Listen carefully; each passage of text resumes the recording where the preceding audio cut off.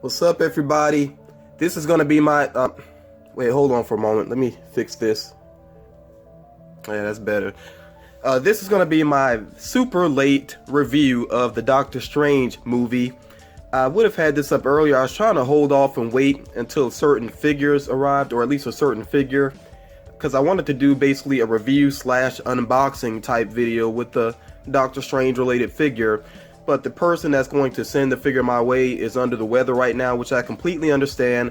I'm under the weather myself, as you can probably tell by my voice. I do sound a little congested, and yes, I am congested, but just bear with me here. I do want to share my thoughts about the movie. And then also I got delayed as well because little copyright issue. I wanted to share the opening, not really the opening to the movie per se, but the new Marvel logo.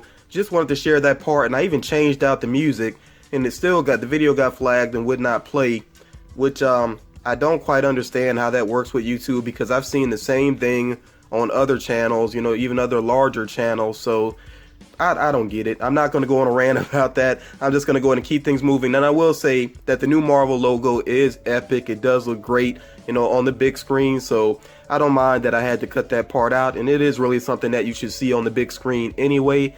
I hope that they actually keep it for a while. I hope that it wasn't just for this particular movie.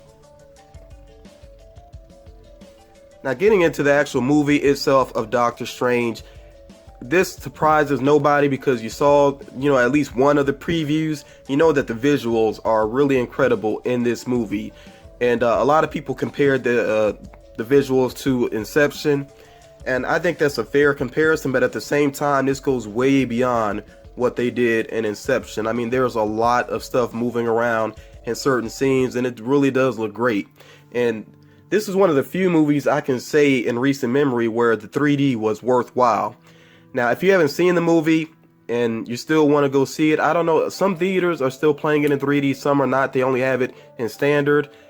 If you can see it in 3D, I'll just say that's the way to go. And if you happen to have the home setup for it, I know you do have to have the right TV and the right player, the right Blu-ray player, in order to be able to see 3D at home. If you have that set up, then again, that is the way to go. So, talking here about Benedict Cumberbatch, I was already a fan of him, mainly because I did watch the UK Sherlock Holmes series. I watched at least, I want to say 2 seasons maybe. I think I started the 3rd and didn't really get back to it.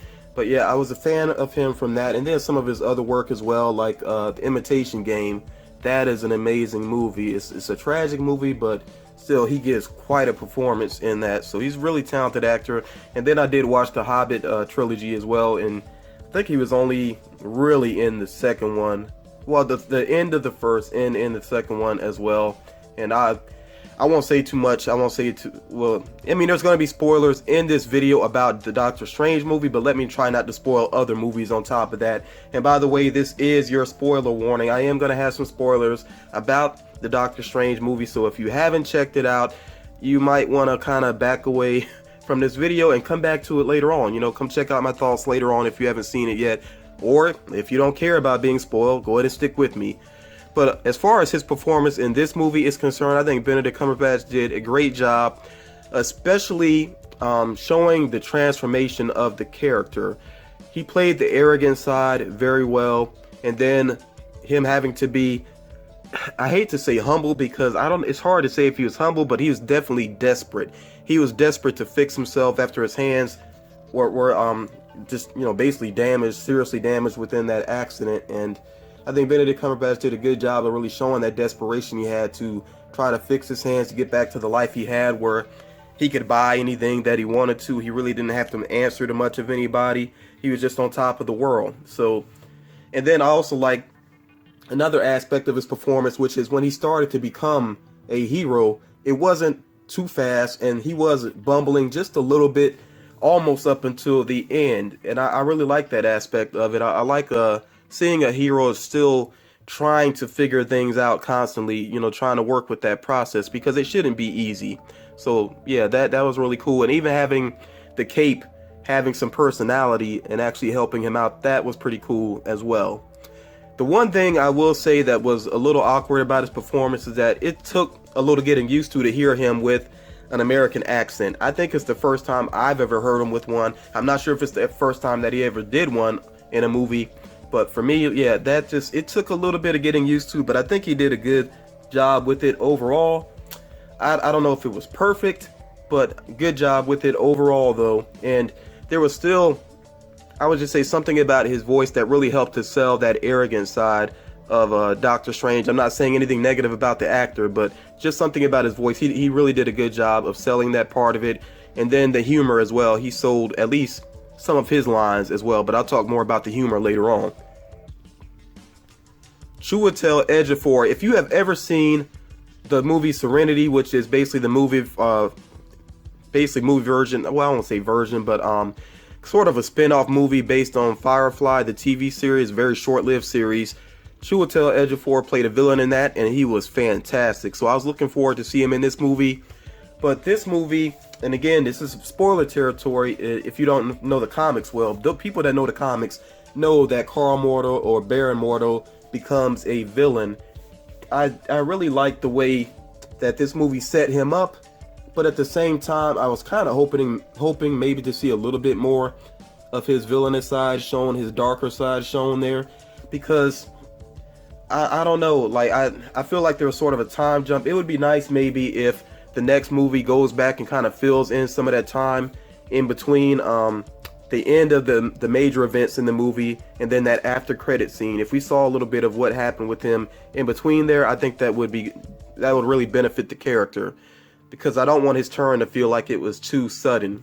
Although I do feel like he has good motivation though, because he basically was lied to by the Ancient One, so I can understand him feeling betrayed, definitely. So good motivation for the character. I just hope that they don't just make him like 100% villain though. That would bother me.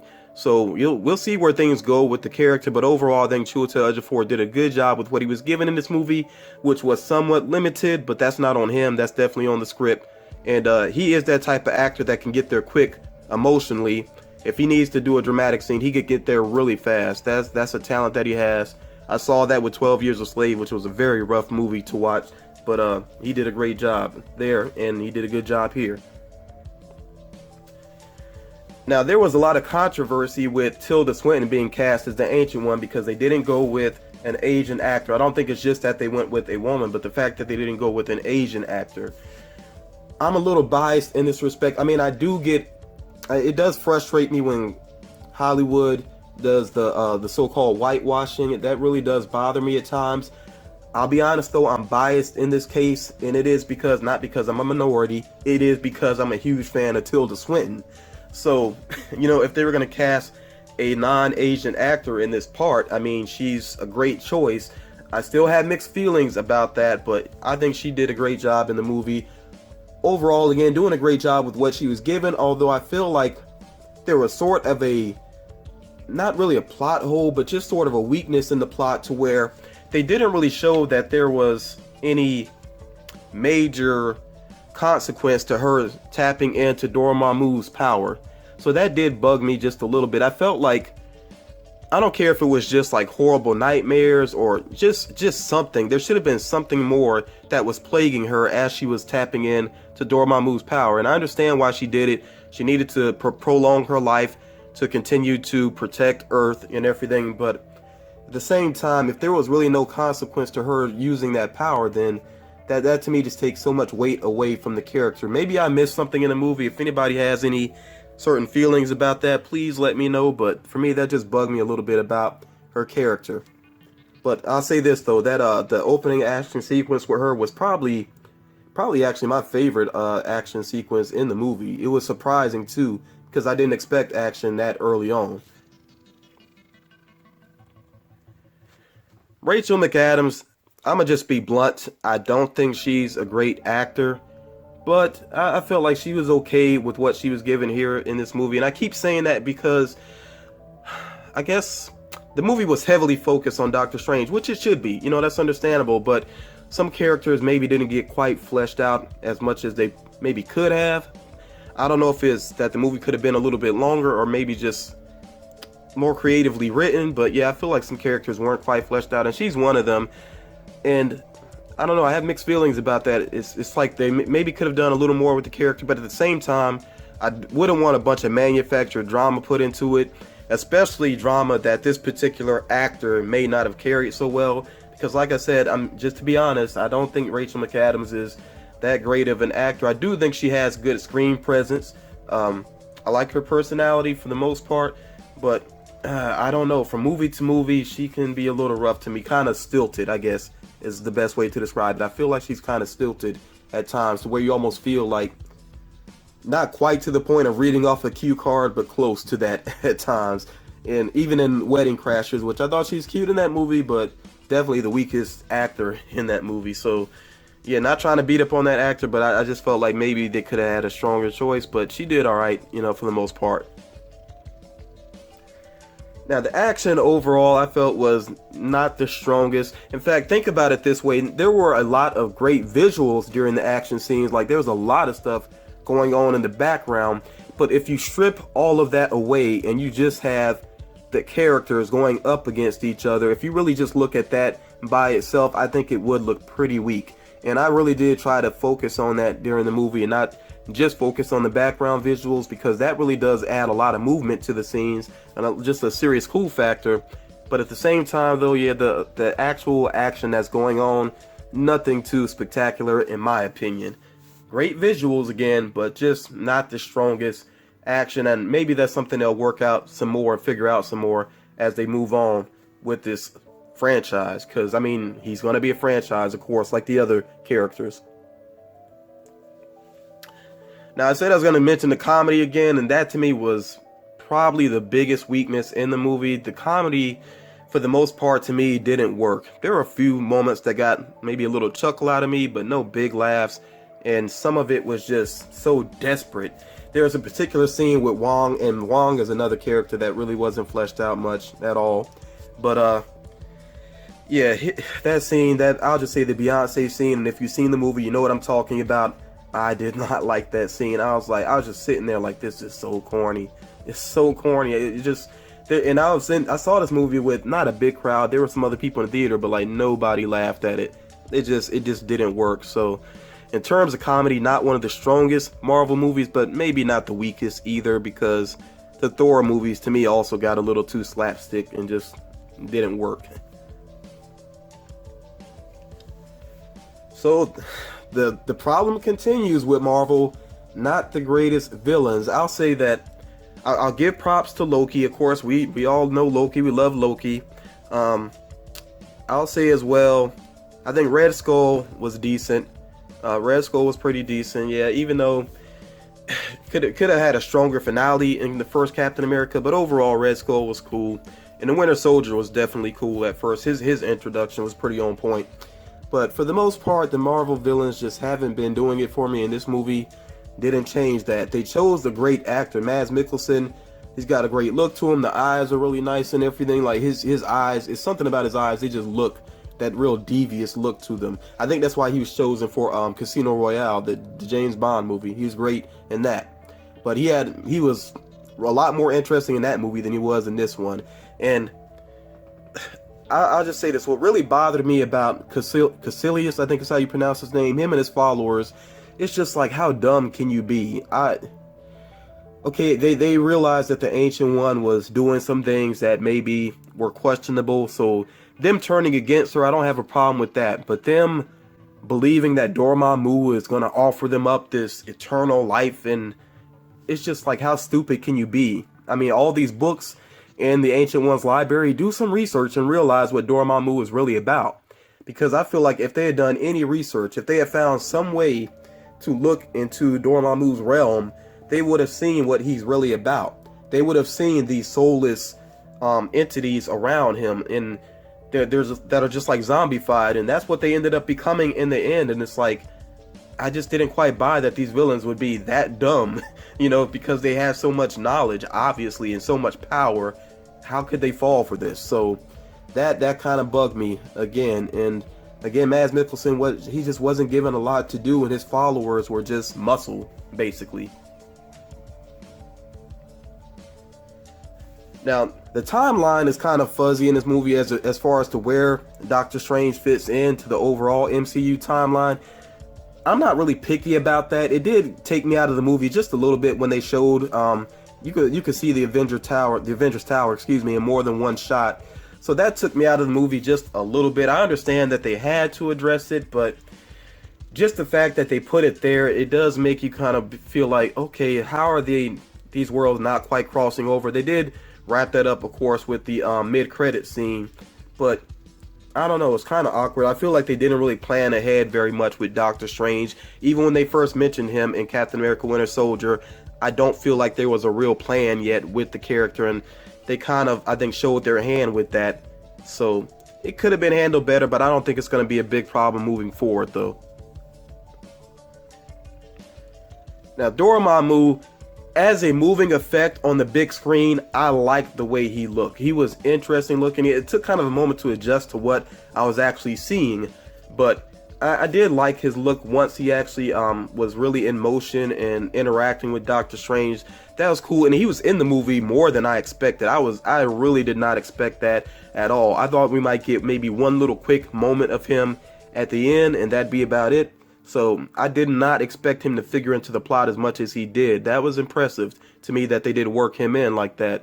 But I really do want to see that Dormammu, the version of him that's truer to the way he looks in the comics and the way that he looked in Marvel vs. Capcom 3, because it's such a great design. I really like that suit of armor with his power emanating out of it and everything, and the almost skull-like face, with the fire and everything like you see here in these images. I think we need that on the big screen, so hopefully they will work that in the future. I don't want him to be just this large entity in the sky. That's kind of it wasn't too bad in this movie, but I don't want to see that same thing in a sequel. That by itself, it's not enough. So we know that Doctor Strange is going to play a role in Thor Ragnarok. I'm definitely looking forward to that. I'm glad that he is going to interact with the other Avengers, because there was this feeling, I saw people talking about it online and saw it in some YouTube videos. Some people kind of thinking that Doctor Strange was going to be kind of off to the side, like he's in the MCU but not really interacting with others. But I'm glad that he is going to be interacting with others. I am a little concerned about how much content they're putting into Thor Ragnarok, though, because now they got Doctor Strange in the mix, and I feel like it will be a limited, maybe just a cameo, basically, maybe just 2 or 3 scenes at the most. But they do have him in. They got to wrap up the events from Thor: The Dark World, which was pretty weak movie overall, but they still have to wrap up what happened at the end. And then they're working in some new villains, and multiple new villains, and they're trying to play on some elements of Planet Hulk. They're trying to do a lot with that movie. I know Marvel can accomplish a lot with a movie because they've done it before. They did it with Captain America Civil War this year, so hopefully that movie won't feel cluttered, and hopefully it'll stand apart from the other Thor movies, which I'm just not a fan of. I would put those in my bottom 3 for the MCU movies. Those, along with Iron Man 2, would definitely fall at the bottom for me. So, of course, I want to hear your thoughts, your opinions, what you thought about the movie. Like I said, I'm going to make sure I put a spoiler notice on this video and everything, so feel free to talk at your leisure. Anybody that hasn't seen the movie really needs to steer clear. But yeah, talk at your leisure. Tell me what you thought about the movie. What do you think about the character moving forward? I feel pretty confident about him. I really like Benedict Cumberbatch in the mix, and I definitely can't wait to see a scene between him and Tony Stark. It seems like every time they introduce a new character, we just can't wait to see that character, him or her, along with Robert Downey Jr. But it's just because he really is at the heart of the MCU, and I hope that he sticks with it for a while longer. Even if he is just playing Tony Stark, I mean, he doesn't even always have to be in the armor. I would just like him to stay around. But yeah, let me know what you thought about Doctor Strange. Look forward to reading your comments. I'll definitely comment back. And thank you all for watching.